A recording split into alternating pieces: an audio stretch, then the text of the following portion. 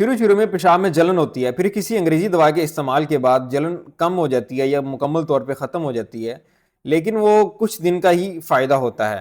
کچھ دن بعد دوبارہ جلن شروع ہوتی ہے، حتیٰ کہ پیشاب کے ساتھ خون بھی آنا شروع ہو جاتا ہے، اور یہ خون ہفتے میں 2-3 دفعہ بھی آ سکتا ہے یا روزانہ بھی آ سکتا ہے۔ کسی بھی رپورٹ یا الٹرا ساؤنڈ میں سب کچھ نارمل آتا ہے۔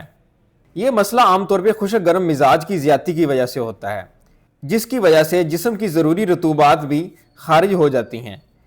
جب یہ ضروری رطوبات خارج ہو جاتی ہیں تو تیزابی مادوں کے خلاف جسم کے اندر فرکشن زیادہ ہو جاتی ہے، تو پیشاب کے راستے میں رگڑ زیادہ پیدا ہونے کی وجہ سے اندرونی طرف سے خون نکلنا شروع ہو جاتا ہے۔